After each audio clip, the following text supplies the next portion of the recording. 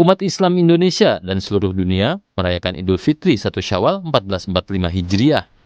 Momen spiritual ini memendarkan semangat persaudaraan. Di Indonesia, perayaan berlangsung serempak. Pemerintah lewat Kementerian Agama RI, Muhammadiyah, Nahdlatul Ulama, serta sejumlah organisasi keislaman lain sama-sama merayakan Lebaran pada Rabu lalu. Momen itu disambut hangat dan meriah setelah puasa sebulan penuh. Selama puasa, umat Islam menempa diri dengan menahan lapar dahaga serta hawa nafsu duniawi, sejak fajar sampai maghrib. Saat Idul Fitri, manusia diibaratkan terlahir kembali sebagai pribadi yang lebih bersih, lahir dan batin.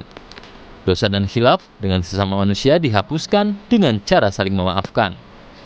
Semangat itu mewujud dalam tradisi halal bihalal di Nusantara. Warga saling berkunjung, bertemu tatap muka, kemudian saling memaafkan satu sama lain. Segala khilaf dan dosa dibebaskan. Bagian dari tradisi itu berupa mudik. Warga yang selama ini bermukim di kota-kota berduyun-duyun pulang ke kampung halaman. Kemacetan lalu lintas di jalanan ditembus demi dapat bersilaturahmi dengan sanak saudara yang lama tak dijumpai. Tali persaudaraan pun dipertautkan kembali. Patut disyukuri, Lebaran di Nusantara dapat dinikmati dalam suasana damai. Berbeda dengan umat Islam yang terpaksa berlebaran dalam suasana konflik, bahkan perang, seperti di Palestina Israel atau Ukraina Rusia. Kita terus mendesak agar dialog dan perdamaian dapat disemai di kedua kawasan itu.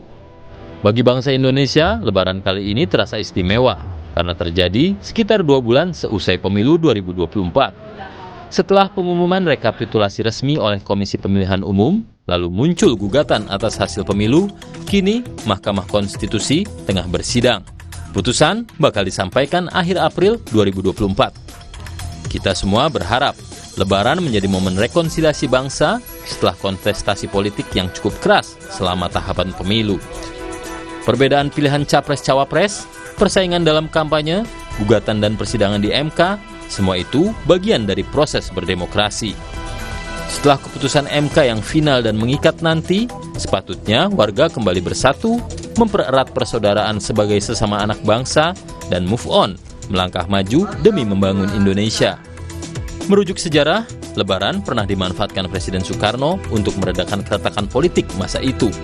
Atas saran Kiai Haji Abdul Wahab Hasbullah, saat itu sebagai Dewan Pertimbangan Agung, Soekarno menggelar halal bihalal di Istana Negara pada 1948 dengan mengundang para tokoh politik.